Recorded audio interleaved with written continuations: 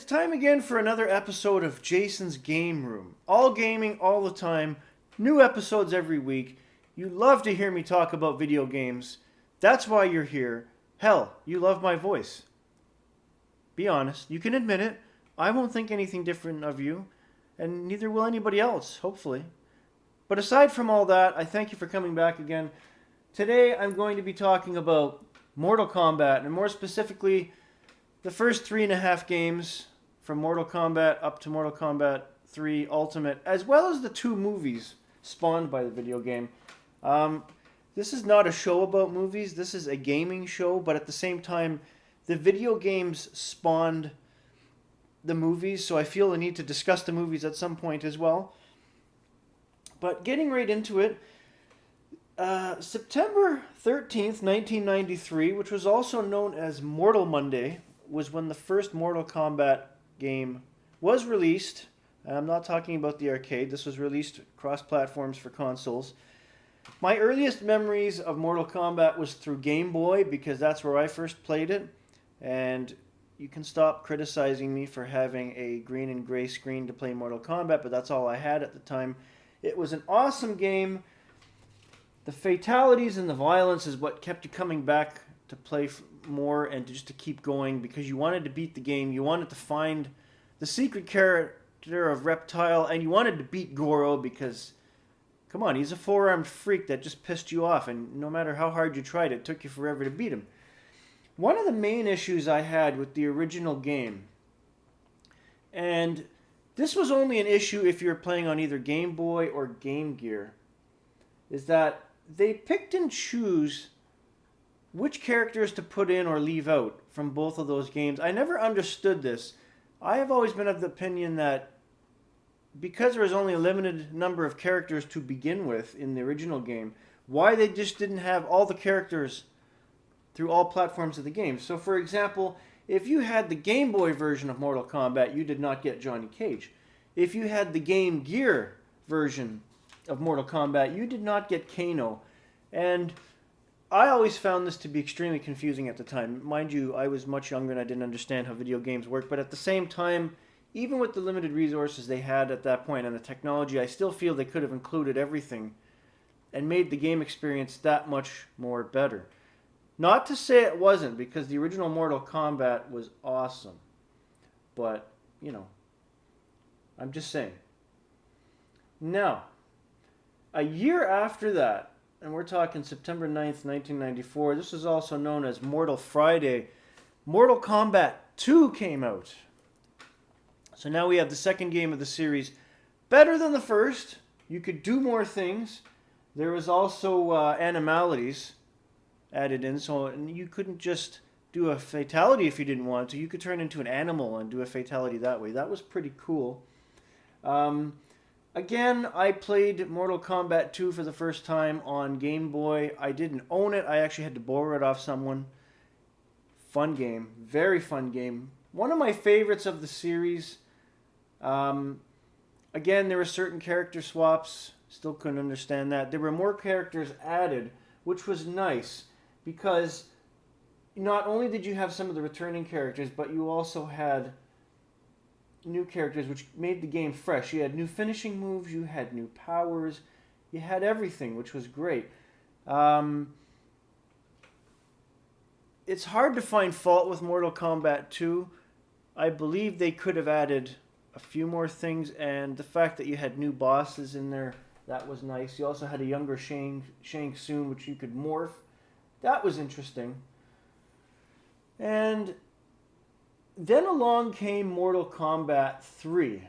Now, this was a huge game. Mortal Kombat 3 pretty much changed the Mortal Kombat series at this point, because not only did you have more characters than ever before, you had more moves, more finishers, animalities, babalities, friendships, and you had more mythos behind the characters, which gave the game not only a fresh approach, but it's hard to say, because at that point in time, when I was much younger and Mortal Kombat 3 came out in the mid-90s, you would talk to your friends about the different characters, like the game took on a life of its own because it was no longer just a video game at that point. You would have heated discussions about the characters in the game, who they were, what they did, why you played with them, and how you used them. Like, it was extensive. It's almost like saying Mortal Kombat became its own religion without actually becoming a religion. It's hard to say. And then when they made it fresh and they came out with the Ultimate Mortal Kombat 3, which gave it even more characters on top of what it already had, as well as unlocking some of the boss players to be playable in the game. Like, in my opinion, Mortal Kombat 3 and Mortal Kombat 3 Ultimate were two of the best in the series. I didn't want to talk about Mortal Kombat 4 on this show today. It was a good game in itself, but for me, Mortal Kombat 3 will always be the sweet spot of the series because, you know, a little while later they went off the rails and came out with that stupid Sub-Zero Mythologies game, which I never understood. And I don't want to get into it on this program today, but like Sub-Zero goes and steals something and out of the goodness of his heart decides to return it and fights off everybody and turns it into an adventure game. No, Mortal Kombat should have never been an adventure game. It's a straight up fighting game. And on those lines, one of the main things that Mortal Kombat helped spawn was the two movies, which I'm going to talk about briefly. The first movie, which came out in 1995, which starred Christopher Lambert and Robin Shou as Raiden and Liu Kang, respectively, that was a good movie. Yes, they changed the backstory of Sub-Zero and Scorpion, and they tweaked the overall arc a little bit for the big screen because a lot of Hollywood productions do that, but it was an amazing movie. I can still go occasionally watch it to this day and still enjoy it. The characters were awesome. The actors that portrayed them were pretty good for the most part. And right at the end, you have Shao Kahn show up in the sky because you think, oh, everybody's happy. Sonya and Johnny Cage are going to make out and everything's great. And oh shit, it ends off like this. It was a great movie. That Mortal Kombat movie pretty much envisioned the spirit of the video game that we all knew and loved up to that point. It was awesome. And then in 1997, they came up with that turd sandwich known as Mortal Kombat Annihilation. That movie should have never been made. And I'll tell you why. The reasons why the original Mortal Kombat movie was so good is there was not that many characters. It had a great story, and the ending just freaked you right out. Mortal Kombat Annihilation tried to jam in way too many characters with little explanation. The story was brutal.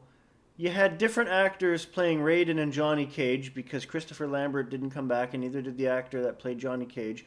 And, they killed off Johnny Cage in the beginning of the fucking movie. And taking the animality aspect from the video game and turning it into the big screen, I never really liked that.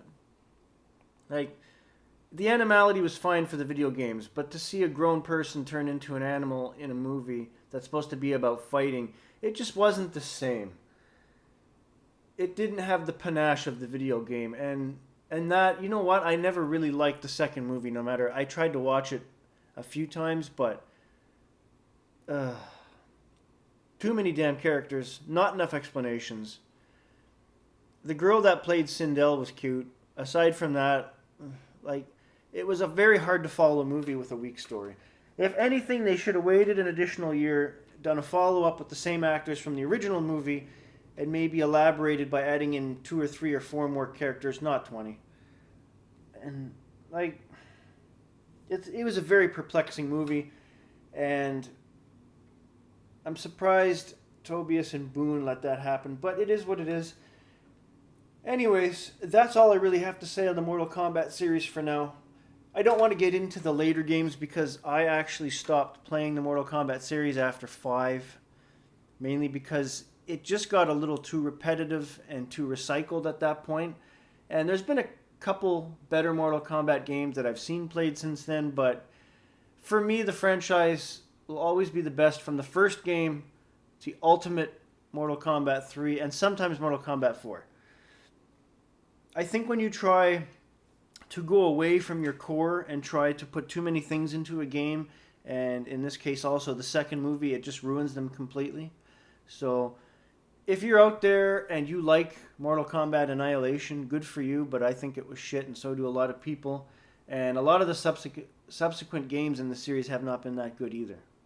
So there you have it. My thoughts on Mortal Kombat. Thanks for tuning in. Stay tuned for next week's show. Don't forget to like, subscribe, share, tell all your friends. If you disagree with everything I say in these videos and you want to create a voodoo doll of me and poke it with needles and set it on fire, go for it. Peace out, everybody, and game on!